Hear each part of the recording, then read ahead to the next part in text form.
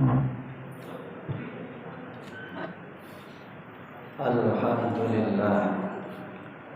alhamdulillahilladzi khalaqas zaman wa faddala ba'dahu 'ala ba'din fa khassa ba'du syuhuri wal ayyam wal layali bima zaya fadar bi'atmu fi'atin wal hasanat.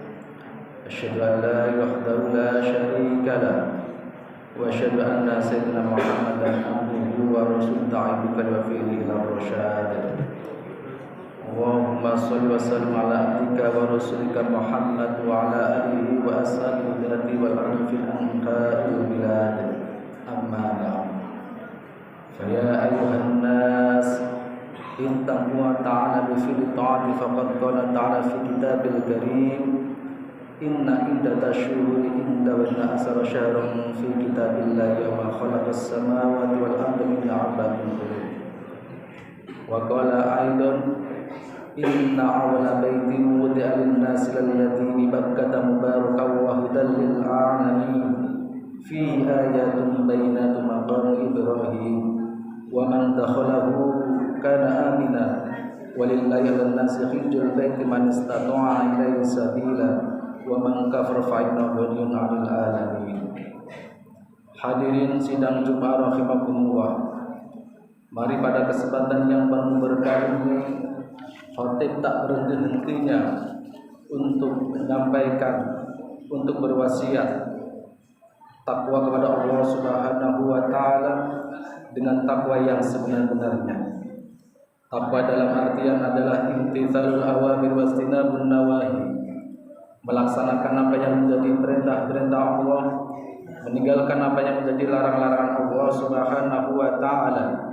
Sehingga dengan kita bertakwa kepada Allah Subhanahu wa taala, kita akan diberikan jalan kemudahan. Kita akan diberikan rezeki yang tak terduga dari Allah Subhanahu wa taala. Hadirin jamaah sidang Jumat rahimakumullah.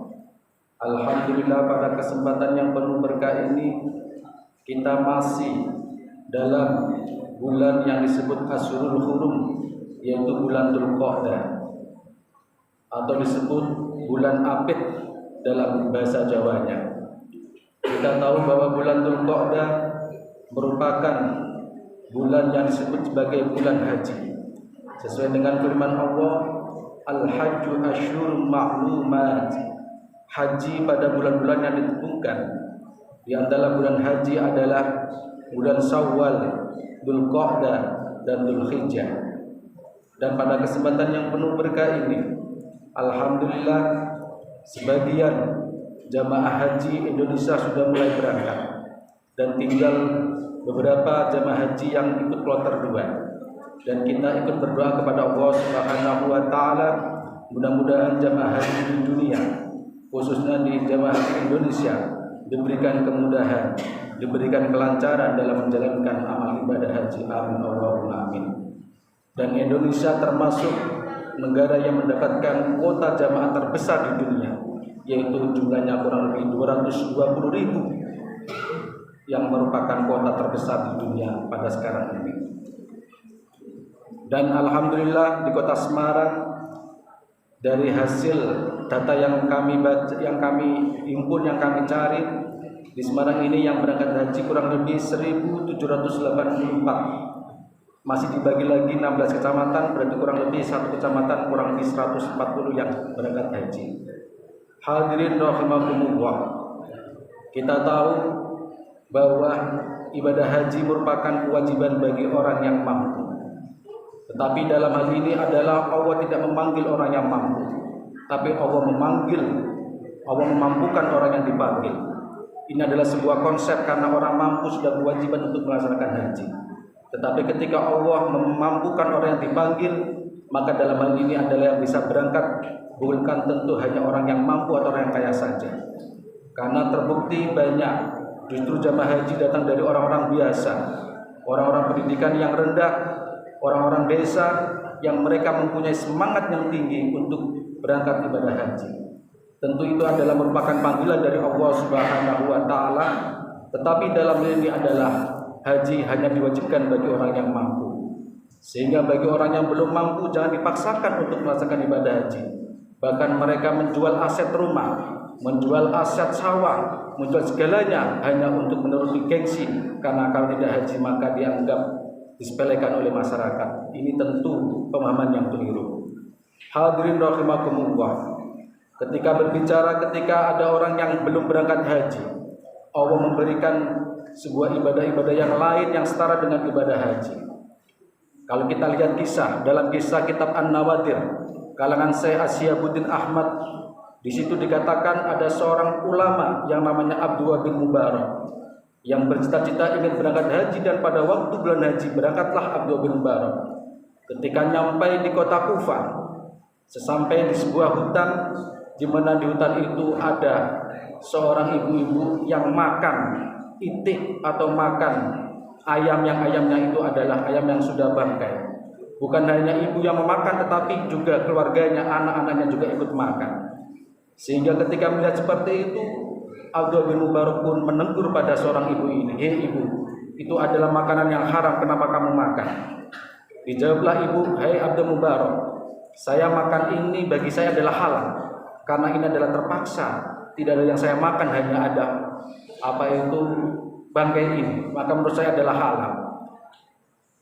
Ketika melihat Abdullah, seorang ibu yang seperti itu, tergetar hatinya, sehingga bekal untuk berangkat haji seperti tunggangannya dan bekal lainnya diberikanlah kepada ibu-ibu ini. Otomatis Abdullah bin Mubarak pun nggak jadi berangkat haji karena bekalnya sudah habis diberikan kepada orang ibu-ibu ini yang merasa hibah, merasa kasihan karena mendesak untuk harus diberikan. Lalu suatu hari ketika Abdullah bin Mubarak harus menunggu karena harus mengumpulkan bekal untuk kembali ke rumah, ketika nyampe di rumah, Abdullah bin Mubarak pun disambut oleh jamaah haji yang bersama pada waktu itu yang pergi ke Baitullah. Mereka disambut dengan gembira, dengan senang, karena Abdullah bin Mubarak pun dikatakan bahwa kamu di sana di Mekah membantu orang-orang lain. Kamu begitu sangat jiwanya, penolongnya sangat luar biasa. Abdullah bin Mubarak pun merasa bingung. Kenapa? Dia merasa tidak pernah pergi ke ibadah haji, tetapi dia dianggap pergi haji dan menolong beberapa jamaah haji yang berada di sana. Sehingga Abdullah pun merasa, dia mengatakan, "Saya nggak pernah berangkat haji." Dan suatu ketika Abdullah pun tidur, dan dalam mimpinya bahwa dia ditemui oleh malaikat, "Hei Abdullah, karena kebaikan kamu, meskipun kamu nggak berangkat haji, tapi kamu seolah-olah sudah berangkat haji, dan di sana kamu dikirimkan oleh malaikat untuk dijumpai kamu yang menolong beberapa orang." Hadirin rahimakumullah. Apa yang bisa kita ambil dari sebuah kisah ini? Yang pertama adalah bahwa ternyata ibadah sosial itu lebih penting daripada ibadah individual. Dalam hal ini adalah Abdullah melakukan ibadah, yaitu ibadah haji dan ibadah sedekah. Meskipun ibadah sedekah dianggap ibadah yang sunnah, tetapi dalam hal ini karena dia menemukan dalam keadaan darurat, maka Abdullah bin Mubarak pun lebih memilih ibadah sedekah yang dianggap kemadaratan dan harus dilaksanakan. Sehingga Abdullah bin Mubarak pun mendapatkan sebuah fadilah yang begitu besar, mendapatkan balasan dari Allah Subhanahu wa taala, sehingga menjadikan Abdullah bin Mubarak pun meskipun tidak berangkat haji, tetapi sudah dianggap berangkat haji. Hadirin rahimakumullah. Pada kesempatan yang penuh kali ini, tentu bagi yang melaksanakan ibadah haji, dalam hal ini orang yang belum mendapat anugerah berangkat haji terpacu lagi gairahnya untuk berusaha menaikkan rukun Islam kelima tersebut. Semangat mereka seolah dipompa kembali, angan-angan agar bisa mengenakan pakaian ihram dan mengitari Ka'bah hidup lagi. Sebuah mimpi yang kehendak yang amat wajar. Wajiban haji salah satunya tertuang dalam ayat walillahi 'alan nasi hijjul baiti man istata'a ilaihi sabila, yang artinya adalah mengerjakan haji adalah kewajiban manusia terhadap Allah, yaitu bagi orang yang mampu mengadakan perjalanan ke Baitullah. Surat Al-Imran ayat 97. Ayat ini kerap kita muncul dan kita dengar dalam konteks penjelasan tentang kewajiban berhaji bagi yang mampu. Dijelaskan tolak ukur mampu mulai dari segi ekonomi, kesehatan fisik, transportasi, keamanan dan lainnya. Keterangan tersebut mengacu pada frase dalam ayat man istata'a ilaihi sabila. Yang kerap tertinggal adalah dari penjelasan tersebut justru frase awal lillahi untuk Allah. Lillah dalam ayat tersebut amat krusial karena merupakan ruh dari kewajiban haji. Semampu apapun seseorang berhaji, ia mesti memancangkan niatnya secara serius untuk semata karena kepada Allah Subhanahu wa taala. Jika kata haji secara bahasa berarti menyengaja, maka inti dari kesengajaan itu sepenuhnya tertuju pada maksud tulus menggapai ridha Allah Subhanahu wa taala. Pertanyaannya adalah, bila keinginan kita ke tanah suci kembali meledak-ledak di musim haji ini, untuk siapa atau untuk apakah keinginan itu? Apakah yang terbesit selain beribadah kepada Allah di balik keinginan tersebut, atau ada keinginan-keinginan yang lainnya? Hadirin rahimakumullah. Di luar keperluan ibadah haji tidak dipungkiri memang mengandung kepentingan-kepentingan yang lain bersifat duniawi. Kepentingan yang pertama adalah bersifat sosial. Haji bisa membuat seseorang merasa naik kelas karena faktor budaya yang berkembang di masyarakat kita. Biaya haji yang tidak sedikit. Kalau kita hitung-hitung biaya haji sekarang itu kurang lebih 90 juta. Yang 50 juta ditanggung pemerintah, yang 49 ditanggung oleh jamaah haji. Tentu itu adalah bukan hal yang kecil, itu adalah yang besar dan mengalami kenaikan yang luar biasa. Bahwa orang haji adalah orang mampu, mapan dan kaya. Hadirin rahimakumullah. Haji yang diperoleh sepulang nanti juga kita akan menambah citra kesalehan dan kehormatan diri. Dengan demikian, status sosial pun meningkat dari biasa-biasa saja menjadi luar biasa. Adapun penyakit hati yang mengiringi kondisi ini biasanya adalah sombong, ujub, dan merasa lebih daripada orang lain. Godaan jenis ini adalah yang paling sering menjangkiti jamaah haji atau siapapun yang berkenan berangkat haji. Keuntungan duniawi yang diraup setelah pulang haji nanti tak jarang melenapkan tujuan hakiki, yaitu menaikkan pilar kelima dalam Islam, tulus karena Allah Subhanahu wa taala. Gejala ini biasanya tampak ketika sepulang haji seseorang banyak berubah pada dataran penampilan ketimbang perilaku. Yang kedua adalah sebagai warna jalan-jalan dan bersenang-senang. Bagi orang yang belum pernah ke Mekah dan Madinah, apalagi belum pernah keluar negeri manapun, haji bisa merupakan kemewahan tersendiri. Gambaran Masjidil Haram, Masjid Nabawi, Ka'bah, Padang Arafah atau bukit-bukit tanah Arab yang biasanya hanya terpampang dalam foto media elektronik, akhirnya dialami secara nyata. Dalam suasana psikologis demikian, tak jarang haji adalah sekaligus momentum berbelanja, selfie atau swafoto, dan berkunjung ke tempat-tempat menarik. Penyakit haji biasanya ini menyertai adalah pamer, boros, mubazir dan bermacam-macam. Dalam hal ini, Imam Al-Ghazali dalam Adab Fiddin berpesan bahwa saat seseorang sampai di kota Mekah seyogianya menerapkan etika-etika yang patut, semisal masuk Masjidil Haram dengan penuh rasa takdim, menyaksikan Ka'bah sembari takbir dan tahlil dan lain sebagainya. Intinya adalah adab yang penting ditonjolkan adalah sikap rendah hati, sopan, tulus penuh dengan gerak-gerik yang mengagungkan Allah Subhanahu wa taala. Hadirin rahimakumullah.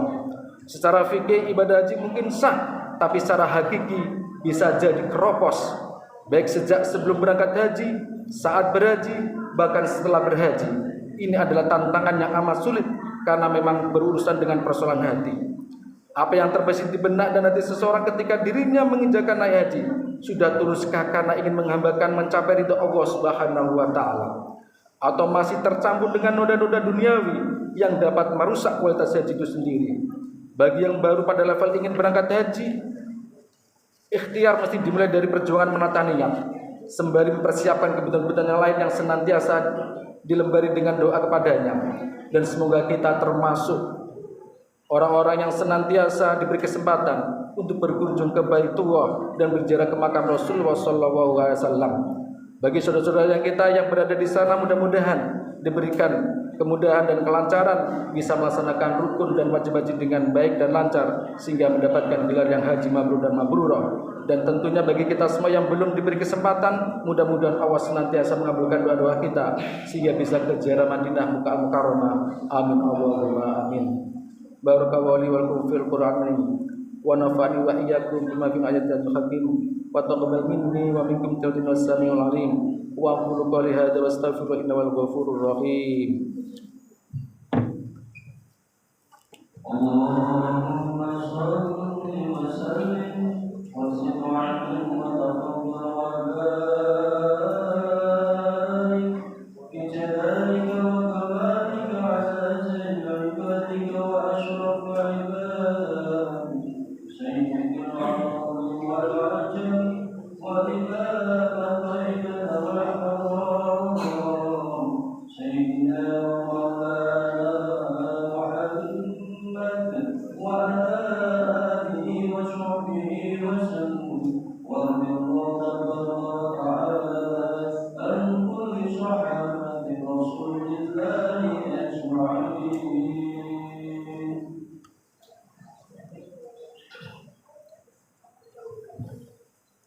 Alhamdulillah, alhamdulillah ala kisah wa syukur ala taqi wa dinari.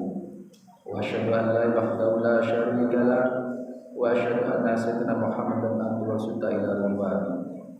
Allahumma shalli ala sayyidina Muhammad wa ala ashabihi wa sallam amma ba'd. Fa ya ayyuhan nas ittaqu bima amantu amanaha wa'lamu anna wa amartum bil qisas. Wa tanabbihu wa qala ta'ala inna wa malaikatahu yusalluna 'alan nabi ya ayyuhalladzina amanu sallu 'alaihi wa sallimu taslima. Allahumma shalli 'ala sayyidina Muhammad wa 'ala ali sayyidina Muhammad wa 'ala anbiya'ika wa rusulika wa muqarrabin warḍa'u 'anil khulafa'ir rasyidin Abi Bakr wa Umar wa Utsman wa 'Ali wa an baqati sahabati wa tabi'in nabi sallallahu alaihi wa sallam ya arhamar rahimin. Allahumma ighfir lil mu'minina wal mu'minat wal muslimina wal muslimat al-ahya'i minhum wal amwat innaka sami'un mujibud da'wat wa majala'il hajjatin bisahajjan mabrura wa dhanban maghfura wa sayyid maskura wa tijaratan lam tabur.